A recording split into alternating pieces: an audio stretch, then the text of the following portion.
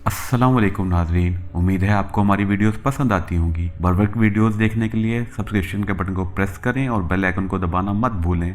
आइए चलते हैं अपने बके हिस्से की तरफ। मैं इमारत से निकलने की फिराक में था कि औरत की आवाज़ आई, खबरदार बाहर मत निकलना वरना पकड़े जाओगे, पुलिस इसी तरफ आ रही है। मैंने कहा, मैं पुलिस तो इस तरफ आ ही रही है तो मैं यहाँ भी पकड़ा जाऊँगा, तुम कौन हो? औरत की आवाज़ आई, ये तुम्हें मैं बाद में बताऊंगी मैं कौन हूँ, अभी मैं जैसे कहती हूँ वैसे ही करो। दलान के कोने में एक कोठरी है, वहां जाकर छुप जाओ। सिपाहियों की आवाज़ें इमारत के बाहर से आने लगी थी। किसी ने ऊंची आवाज़ में कहा, इमारत को घेरे में ले लो, मफरूर जासूस इसी इमारत में छुपा हुआ होगा। अभी मैं बाहर नहीं जा सकता था। मैं दौड़कर दलान के कोने वाली कोठरी में घुस गया और मैंने दरवाजा बंद कर लिया। मैं अंदर से कुंडी लगाने लगा तो औरत की आवाज़ आई, कुंडी न लगाना, कोने में बैठ जाओ, आवाज़ न निकालना। मैं जल्दी से कोठरी की दीवारों के अंधेरे में टटोलता हुआ कोने में जाकर बैठ गया। कोठरी में घुप अंधेरा था, कुछ नजर नहीं आ रहा था। सिपाहियों के दीने पर चढ़ने की आवाज़ आई। मेरे दिल की धड़कनें कुदरती तौर पर तेज हो गई थी।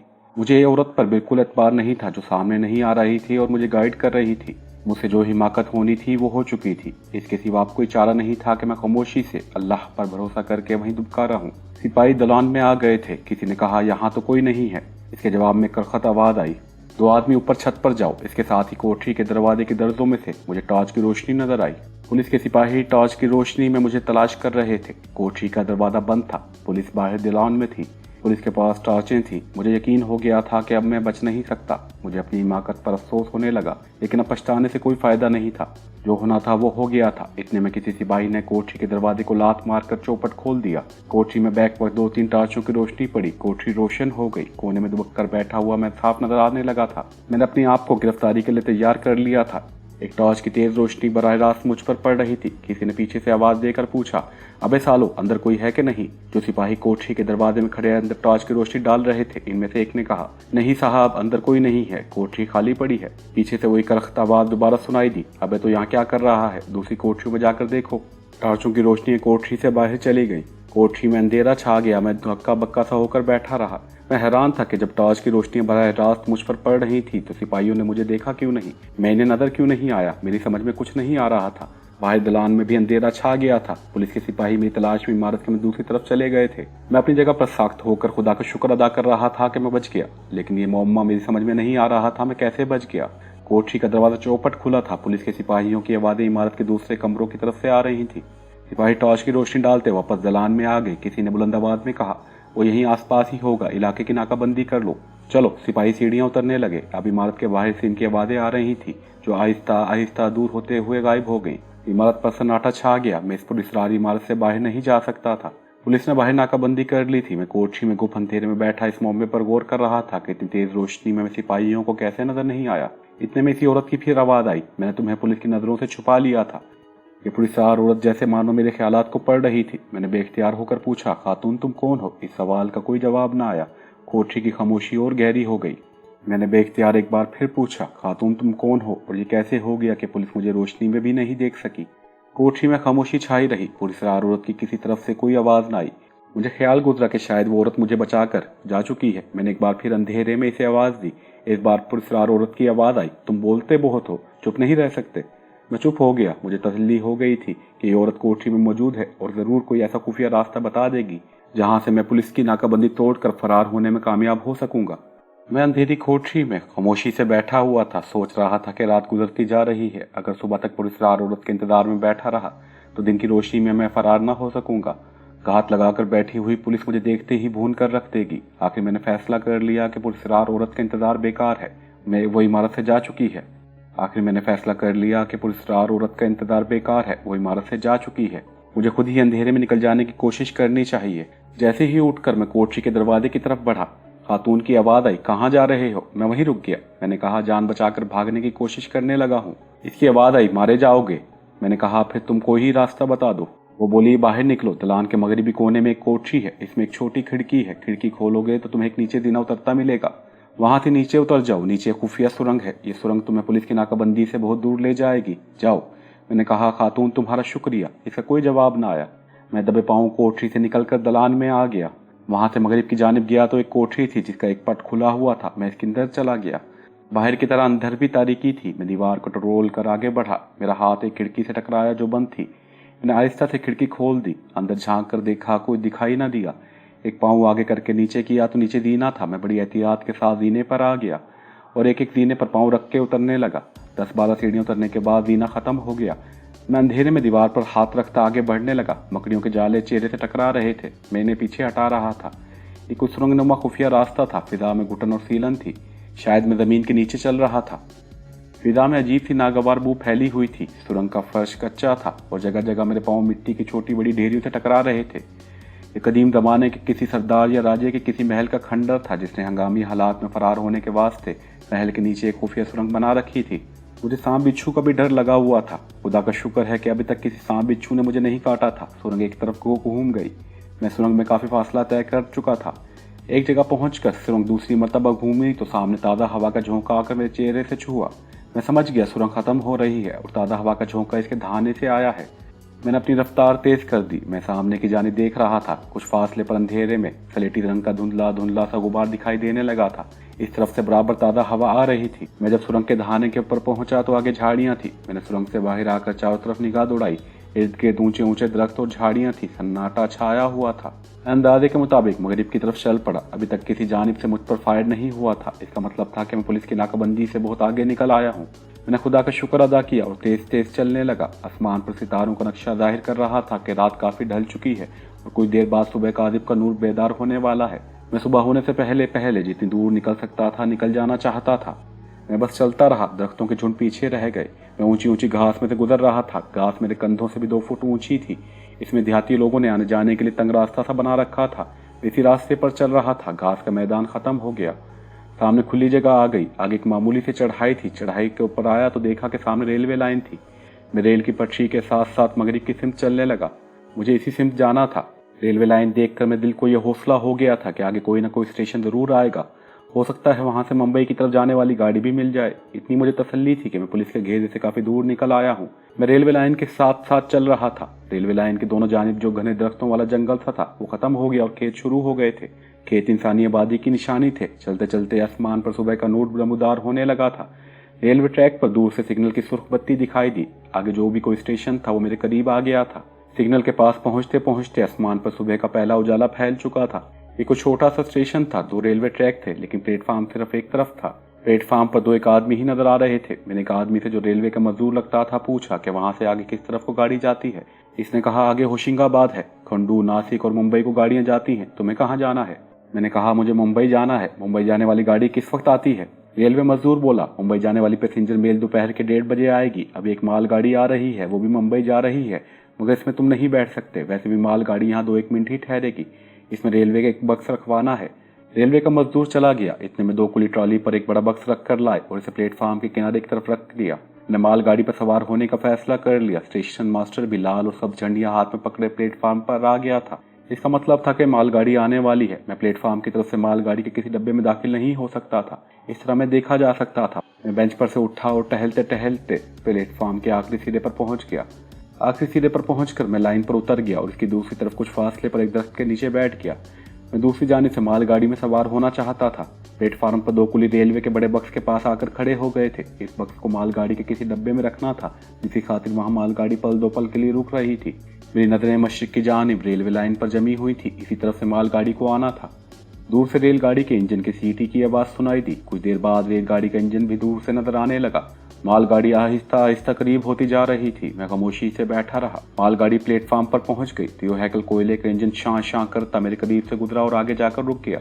कुली और स्टेशन मास्टर मालगाड़ियों के डब्बे के पीछे छुप गए थे। मैं जल्दी से उठा और मालगाड़ी के डब्बों के साथ साथ पीछे की तरफ चलने लगा। मालगाड़ी के डब्बे बंद थे। एक डब्बे का आधा दरवाजा खुला था। मैं इसी में घुसकर कोने में बैठ गया। मालगाड़ी का ये डब्बा बिल्कुल खाली था। ये डब्बा गाड़ी के इंजन से 2-3 बोगियां छोड़कर था। मुझे इंजन में से स्टीम के खारिज होने की आवाज़ आ रही थी। 1-2 मिनट के बाद ही इंजन ने सीटी दी और फिर छुक छुक कर चल पड़ा। जब तक मालगाड़ी स्टेशन से काफ़ी आगे नहीं निकल गई मैं कोने में ही बैठा रहा। मालगाड़ियाँ आमतौर पर तेज़ नहीं चला करती। इनकी एक ख़ास स्पीड होती है, वो इसी रफ्तार से चलती हैं। ये मालगाड़ी भी एक ख़ास स्पीड पर जा रही थी। इसमें सिर्फ एक यही खूबी थी कि इसने किसी छोटे स्टेशन पर नहीं रुकना था। मालगाड़ी जैसे जैसे भोपाल से दूर होती जा रही थी मुझे अपना आप खतरे से दूर होता महसूस हो रहा था। छोटे छोटे कई स्टेशन आए। मालगाड़ी वहाँ से रन थ्रू कर गई। रेलवे मजदूर की ज़बानी मुझे मालूम हो चुका था कि आगे बड़ा स्टेशन होशिंगाबाद है। मालगाड़ी होशिंगाबाद के स्टेशन पर रुक गई। मैंने जरा सा सर बाहर निकाल कर देखा। मालगाड़ी रेलवे यार्ड के एक प्लेटफॉर्म पर खड़ी थी और पीछे एक बोगी में से माल निकाला जा रहा था। गाड़ी यहाँ देर तक खड़ी रही। मैं कोने में छुपकर बैठा रहा। फिर इंजन ने व्हिसल दी और मालगाड़ी चल पड़ी। आगे खंडू और नासिक के बड़े शहर थे। मालगाड़ी इन शहरों को पीछे छोड़ती हुई आगे गुजर गई। इसके बाद मुंबई था। सूरज गरूब हो रहा था कि मालगाड़ी मुंबई पहुंच गई। जैसे ही गाड़ी रुकी मैं खामोशी से उतर गया और गाड़ी से हटकर आगे को चल पड़ा। गाड़ी एक छोटे से प्लेटफॉर्म पर रुकी थी जहां रेल की पटरियों का वसी जाल बिछा हुआ था। मैं बड़े एतमाद के साथ इस तरफ जा रहा था जिधर मुंबई के बड़े स्टेशन की इमारत गरूब होते सूरज में नजर आ रही थी। मैं किसी न किसी तरह स्टेशन से बाहर एक सड़क पर निकल आया। एक जगह नलके पर मैंने पानी पिया। मेरा पेट खाली था। मुझे भूख भी लग रही थी, लेकिन कमांडो भूख पर काबू पाना जानता है। मुझे अपने हेडक्वार्टर यानी मास्टर सिपाही के रेस्ट हाउस में पहुंचना था। अब्दुल सत्तार का ऑफिस वहां से काफी दूर मुंबई शहर के दूसरे किनारे पर था, लेकिन इसका रेस्ट हाउस वहां से 3-4 मील के फासले पर ही था। मैं रेस्ट हाउस की तरफ चल पड़ा। ढलते सूरज की गुलाबी रोशनी में मुंबई शहर की इमारतें चमक रही थी। मेरी जेब खाली थी। मैं रिक्शा टैक्सी पर नहीं जा सकता था। पैदल ही चलता रहा। आके मुझे दूर से नारियल के दरख्तों का वो झुंड नजर आ गया जिसके करीब ही मास्टर सिपाही अब्दुल सत्तार का रेस्ट हाउस था। मैंने खुदा का शुक्र अदा किया कि मैं खैरियत के साथ अपनी मंजिल पर पहुंच गया हूँ। मैं पीछे की जानिब से होता हुआ रेस्ट हाउस में दाखिल होना चाहता था। रेस्ट हाउस के पीछे एक छोटा सा बगीचा था जिसके सामने से कच्चा रास्ता गुजरता था। इस वक्त इर्द गिर्द की बिल्डिंगों के फ्लैटों की बत्तियां रोशन हो गई थी। मैंने देखा कि रेस्ट हाउस पर अंधेरा छाया हुआ है। सिर्फ अकबिलान की एक बत्ती जल रही थी। मैं बागीचे के बाहर आकर रुक गया। मुझे कुछ शक हुआ। आमतौर पर इस वक्त रेस्ट हाउस की बत्तियां रोशन हो जाया करती थी। मैं बागीचे की बाड़ के साथ साथ चलता कोने में आकर झाड़ियों की ओट में सामने देखने लगा। मेरा शक दुरुस्त निकला। रेस्ट हाउस के गेट पर मुंबई पुलिस के 3-4 सिपाही नजर आए। एक सिपाही स्टूल पर बैठा था और 2 सिपाही इसके पास खड़े सिगरेट पी रहे थे। मैं जल्दी से पीछे हट गया और कच्ची सड़क पर पीछे की जानिब तेज तेज चल पड़ा। शाम का हल्का हल्का अंधेरा हो गया था। मैंने देखा कि सामने एक दरख्त के पास एक सिख मौसमियों की छाबड़ी लगाए बैठा है। मैं खामोशी से सर झुकाए से करीब से गुजर गया। 2 कदम आगे गया होऊंगा कि मुझे पीछे से सरदार जी ने आवाज दी, आगे न जाना। मैं वहीं रुक गया। मैंने ताज्जुब से गर्दन मोड़कर सिख सरदार जी को देखा। दरमियानी उम्र का दुबले बदन का सिख था जिसने सर पर नसवारी रंग की पगड़ी बांध रखी थी। मैं हैरान था कि सरदार जी ने मुझे आगे जाने से क्यों रोका है और ये कौन है। इतने में सरदार जी ने कहा, मेरे पास आओ, देर न करो। मैं सरदार जी के पास चला गया। बैठ जाओ, सरदार जी ने कहा। मैंने बैठने के बजाय इससे पूछा, तुम कौन हो, क्या बात है। इस वक्त सरदार जी ने खास जुमला बोला। यह जुमला अब्दुल सत्तार के खुफिया हेडक्वार्टर का खास कोड जुमला था, यानी ये खुफिया जुमला था और इसको बोलकर मुंबई के इलाके में काम करने वाले जासूस अपनी शनाख्त करवाते थे। मुझे ये समझने में देर न लगी कि ये अपना आदमी है। मैं जल्दी से इसकी छाबड़ी के पास बैठ गया और एक मौसम्बी उठाकर इसे छीलने लगा। सिख सरदार ने कहा, सिर्फ तुम्हारे लिए मेरी ड्यूटी यहाँ लगाई गई है, यहाँ से मेरे साथ निकल आओ। सिख सरदार ने छाबड़ी वहीं छोड़ी और मुझे साथ लेकर तेज तेज कदमों से इस तरफ चलने लगा जिस तरफ से मैं आया था। शाम का अंधेरा गहरा हो गया था। सिख सरदार बड़ी तेजी से चल रहा था। मैं समझ गया वहाँ कोई खास बात हुई है, वरना आज तक रेस्ट हाउस में पुलिस का सिपाही नजर नहीं आया। सिख सरदार मुझे लेकर इस इलाके में आ गया जहाँ मजदूरों की झोंपड़ियां भी थीं और एक कमरे वाले फ्लैटों की पुरानी इमारतें भी खड़ी थीं। यहाँ आकर सिख सरदार ने ऑटो रिक्शा ले लिया, मुझे अपने साथ बिठाया और रिक्शे वाले को खास इलाके में चलने का कहा। मैं मसलतन इस इलाके का नाम नहीं बताऊंगा। इस इलाके में एक छोटे से गुरुद्वारे के पिछवाड़े आकर सरदार ने रिक्शा छोड़ दिया। वहां से कुछ फासले पर एक जानिब एक क्वार्टर था जिसके बाहर बत्ती जल रही थी। सिख सरदार ने जेब से चाबी निकाल कर क्वार्टर का ताला खोला और कमरे में आकर बत्ती रोशन कर दी। एक छोटा सा कमरा था जिसमें एक चारपाई बिछी हुई थी। चारपाई पर बिस्तर भी बिछा हुआ था। 3-4 बांस की छोटी कुर्सियां पड़ी थी। सिख सरदार ने कहा, यहाँ बैठ जाओ। वो मेरा नाम भी जानता था। मैं वहीं बैठ गया। सिख सरदार ने कहा, पहले मैं तुम्हारे लिए कुछ खाने को लाता हूँ, इसके बाद बात करूंगा। खाने से फारिग होकर मैंने हाथ धोए और कुर्सी पर बैठते हुए सिख सरदार से पूछा, क्या बात हुई है। सिख सरदार ने कहा, किसी ने मुखबरी कर दी। CIA ने पुलिस के साथ छापा मारा और बूढ़े खान समा अब्दुल को पकड़ लिया। अब्दुल सत्तार वहां नहीं था। पुलिस ने इसके शहर वाले ऑफिस पर भी छापा मारा। सेठ को खबर हो गई थी। वो पुलिस के आने से पहले ही फरार होने में कामयाब हो गया। अब पुलिस की गार्ड वेस्ट हाउस के बाहर बैठी है। जो कोई वहां आता है इसे वहीं से गिरफ्तार कर लेती है। मुझे ताज्जुब बिल्कुल न हुआ क्योंकि पुलिस का छापा जो गेम हम खेल रहे थे इसका हिस्सा था। मुझे अफसोस हो रहा था कि मुंबई पुलिस ने हमारे खुफिया हेडक्वार्टर पर कब्जा कर लिया है। मुझे ये इत्मीनान था कि सेठ अब्दुल सत्तार यानी हमारा मास्टर सिपाही फरार होने में कामयाब हो गया है। मैंने सिख सरदार से पूछा, अब्दुल सत्तार भाई इस वक्त कहाँ हैं। सिख सरदार बोला, वो जहाँ भी है मैं तुम्हें वहाँ ले चलूंगा। रात ज़्यादा और गुजर जाने दो, इतनी देर तुम आराम करो। तुम यहाँ बिल्कुल महफूज हो, यहाँ कोई नहीं आएगा, लेकिन तुम अंदर से कुंडी लगा लेना। सिख सरदार चला गया। इसके जाने के बाद मैंने कुंडी लगाई और बिस्तर पर लेट गया। खुदा जाने में कब का जागा हुआ था। बिस्तर पर लेटते ही मुझे नींद आ गई। आंख इस वक्त खुली जब सिख सरदार ने मुझे आकर जगाया। क्या टाइम हुआ है, मैंने उठते ही पूछा। सिख सरदार ने कहा, रात के 2 बज रहे हैं। मैं तुम्हें 2 बार जगाने आया था मगर तुम बड़ी गहरी नींद सो रहे थे, मैंने ना जगाया, लेकिन अब जगाना जरूरी था, मेरे साथ आ जाओ। कोठरी के बाहर एक पुराने मॉडल की काले रंग की गाड़ी खड़ी थी। सिख सरदार ने मुझे अपने साथ वाली सीट पर बिठा लिया और गाड़ी स्टार्ट कर दी। दूर मुंबई शहर की इमारतों में खूब रोशनियां हो रही थी। जिस सड़क पर हमारी गाड़ी जा रही थी वो तकरीबन खाली पड़ी थी, किसी किसी वक्त कोई गाड़ी गुजर जाती थी। आहिस्ता आहिस्ता शहर की रोशनियां पीछे हटती गईं। एक जगह पहुंचकर सिख सरदार ने गाड़ी पक्की सड़क से उतार ली। अब गाड़ी कच्ची सड़क पर सफर कर रही थी। इस सड़क पर भी गाड़ी काफी देर तक चलती रही। शहर की इमारतें बहुत पीछे रह गई थी। सड़क के दोनों जानिब कहीं खेत, कहीं दरख्त ही दरख्त थे। हर तरफ रात का अंधेरा छाया हुआ था। सितारों की धुंधली धुंधली सी रोशनी थी जिसमें दरख्तों के हवेले से दिखाई देते थे। गाड़ी अब एक जंगल में से दाखिल हो चुकी थी। यहाँ जमीन ऊंची नीची थी और इधर उधर ऊंचे नीचे टीले भी थे। सिख सरदार बड़ी तवज्जो और खामोशी से गाड़ी चला रहा था। गाड़ी दरख्तों के दरमियान बनाए गए छोटे से रास्ते पर चल रही थी और इसे हल्के हल्के धचके भी लग रहे थे। एक जगह गाड़ी जरा सा घूम कर रुक गई। मैंने अंधेरे में गौर से देखा। मुझे दरख्तों के नीचे कटे हुए दरख्तों के बड़े बड़े शहतीर पड़े हुए दिखाई दिए। इनके अक में जरा ऊंची जगह पर एक कोठरी सी अंधेरे में नजर आ रही थी। सिख सरदार ने गाड़ी से उतरते हुए मुझसे कहा, आ जाओ। सिख सरदार कोठरी की तरफ बढ़ा। ये कोठरी खपरेल के ढलवा छतों वाला एक बड़ा सा खोखा था जिसके आगे तंग से बरामदे में 2 बांस की कुर्सियां पड़ी थी। सिख सरदार ने कोठरी के दरवाजे पर आहिस्ता से मखसूस 3 बार दस्तक दी। सिख सरदार के पास ही मैं खड़ा था। तीसरी बार दस्तक देने पर कोठरी का दरवाजा खुल गया। कोठरी में धीमी रोशनी वाला बल्ब जल रहा था। मेरे सामने हमारा मास्टर सिपाही अब्दुल सत्तार खड़ा मेरी तरफ देखकर मुस्कुरा रहा था। हम दोनों एक दूसरे को बगलगीर होकर मिले। सिख सरदार चला गया था। कोठरी में लोहे की चरपाई पर बिस्तर बिछा हुआ था। पास ही 2 कुर्सियां पड़ी थीं। सत्तार सेठ चरपाई पर और मैं इसके सामने कुर्सी पर बैठ गया। मैंने पूछा, सत्तार साहब ये सब कुछ कैसे हो गया? इस्लाम पर अपनी जान तक कुर्बान कर देने वाले मास्टर सिपाही अब्दुल सत्तार मुस्कुरा रहे थे। कहने लगे, मेरे अजीज, जो खतरनाक खेल हम खेल रहे हैं इसमें ऐसा तो होता ही रहता है। बस किसी जगह हमसे कहीं गफलत हो गई और हमारी कमजोरी से दुश्मन ने फायदा उठा लिया और हमारी मुखबरी हो गई।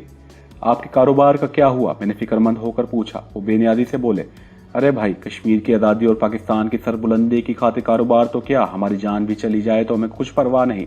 तुम सुनाओ, तुम्हारे मिशन की कामयाबी खबर तो हमने अखबारों में पढ़ ली थी। अगरचे खबर इंडियन प्रेस ने बड़ी गोल मोल करके दी थी, लेकिन मैं समझ गया था कि मेरे बहादुर शेर ने मैदान मार लिया है। मैंने इन्हें बताया कि आखिरी वक्त पर मुझे इंडियन आर्मी ने पकड़ लिया था और मैं बड़ी मुश्किल से फरार होने में कामयाब हुआ हूँ। मैंने इन्हें अपने पकड़े जाने और भोपाल के नजदीक कदीम जमाने के खंडर में किसी पुरस्कार औरत के ऐन वक्त पर छुपा लेने की कहानी सुनाई तो वहां से पड़े। कहने लगे, तुम नूर महल कनीज के महल की बात तो नहीं कर रहे? जब मैंने इन्हें इस तारीखी इमारत का महल वकूफ बताया तो वो संजीदा हो गए। कहने लगे, इस इमारत के बारे में कई किस्म की मारवाई कहानियां मशहूर हैं। कहते हैं कि जहांगीर बादशाह के ज़माने में इस महल में किसी नूर महल नाम की कनीज को महलाती साजिश के तहत जहर देकर हलाक कर दिया गया था और इसकी रूह आज भी इस इमारत के इर्द गिर्द मंडलाती रहती है। इसने तुम्हारी मदद की होगी। बहरहाल खुदा ने तुम्हें पुलिस से बचाना था, इसने किसी बहाने से तुम्हें बचा लिया। इतने में दराज कद नौजवान जिसने पिस्तौल लगा रखा था हमारे लिए चाय की चैनक और 2 प्यालियां लेकर आ गया। जब वो चाय रख कर चला गया तो मैंने सत्तार साहब से पूछा, यहाँ आपके साथ और कौन कौन लोग हैं? सत्तार साहब बोले, ये मैं तुम्हें नहीं बता सकता। यूँ समझ लो कि मैं यहाँ अकेला नहीं हूँ। जहाद कश्मीर के कुछ और मुजाहिद भी मेरे साथ हैं। मुझे मालूम था कि तुम्हारा मिशन मुकम्मल हो गया है और तुम सीधा मेरे रेस्ट हाउस पर आओगे। मैंने अपने एक कारकुन सरदार गोविंद सिंह को वहाँ ड्यूटी लगा दी कि तुम जिस वक्त भी आओ वो तुम्हें रेस्ट हाउस से जाने से पहले खबरदार कर दे और अपने साथ यहाँ ले आए। मैंने कहा, वही सरदार जी मुझे यहाँ लाया है। सत्तार साहब ने कहा, हाँ वही सरदार जी। इनका नाम गोविंद सिंह है और वो खालिस्तान तहरीक के खालसा दल के सरगर्म कारकुन है और मकबूजा कश्मीर पर भारतीय फौजी कब्जे के खिलाफ भी हैं। वो बड़ी सरगर्मी से वहाँ काम कर रहे हैं। भारत में सिखों की आज़ाद रियासत खालिस्तान के क़याम के अलावा वो कश्मीर को भी भारतीय फौजी तसल्लुत से आज़ाद कराने के हामी हैं। हम चाय पीते हुए बातें कर रहे थे। मैंने इनसे कहा, मैं यहाँ से वापस अपने कश्मीरी मुजाहिद भाइयों के पास जाना चाहता हूँ, इन्हें मेरी ज़रूरत होगी। इस पर सत्तार साहब एक लम्हे के लिए खामोश हो गए, फिर कहने लगे, मैं भी यही चाहता हूँ कि तुम जहाद कश्मीर में कुफ्फार के खिलाफ अपने मुजाहिद भाइयों के शाना बशाना लड़ो। लेकिन हेडक्वार्टर से अभी कल ही मुझे एक सिग्नल मसूल हुआ है जिसमें तुम्हारे बारे में पूछा गया था। शायद तुम्हें कोई और मिशन दिया जाने वाला है। मुझे इनसे बात कर लेने दो, इसके बाद ही कोई फैसला कर सकेंगे। थोड़ी रात बाकी रह गई है। मैं चाहता हूँ कि तुम इतनी देर थोड़ा आराम कर लो। मैं सुबह दिन निकलने से पहले हेडक्वार्टर के साथ राब्ता कायम करके तुम्हारे बारे में इतला कर दूंगा। सत्तार साहब ने आवाज़ दी। वही दराज कद नौजवान कोठरी में दाखिल हुआ। सत्तार साहब ने उससे कहा, अब्दुल्ला, तुम इनको अपने साथ ले जाओ और इनको इनकी कोठरी दिखा दो। दराज कद के जवान का नाम अब्दुल्ला था, जो मैं बताता चलूँ ये भी फर्जी नाम है। वो मुझे करीब ही एक टीले के अक में वाक़ कोठरी में ले गया। वहाँ भी चरपाई बिछी हुई थी। मैं बिस्तर पर लेटकर बहुत कुछ सोचता हुआ आखिर सो गया। सुबह दरख्तों पर चिड़ियों के शोर ने मुझे जगाया। सुबह हो चुकी थी। दरख्तों में धूप फैली हुई थी। किसी तरफ से लकड़ी के शहतीरों को तराशने वाले आरे मशीन के चलने की आवाज़ आ रही थी। मैं कलमा शरीफ पढ़ते हुए चरपाई से उठकर कोठरी से बाहर रोशनी और ताज़ा हवा में आ गया। सामने से अब्दुल्ला आ रहा था। करीब आकर बोला, तुम्हें सेठ साहब याद कर रहे हैं। सत्तार सेठ अपनी कोठरी में बैठा एक नोटबुक खोलकर पढ़ रहा था। मैं सत्तार को सलाम करके बैठ गया। सत्तार ने नोटबुक बंद कर दी और मेरी तरफ देखकर पूरी तवज्जो से बोला, सुनो, तुम्हें एक बड़े अहम मिशन पर भेजा जा रहा है। उम्मीद है आपको हमारी वीडियो पसंद आई होगी। आपके सामने स्क्रीन पर हमारे दूसरे चैनल का लिंक है, काइंडली इसको भी सब्सक्राइब करें और इस चैनल की वीडियोस पर अपने फीडबैक से आगाह करें। आपकी हौसला अफजाई और सपोर्ट का बहुत शुक्रिया।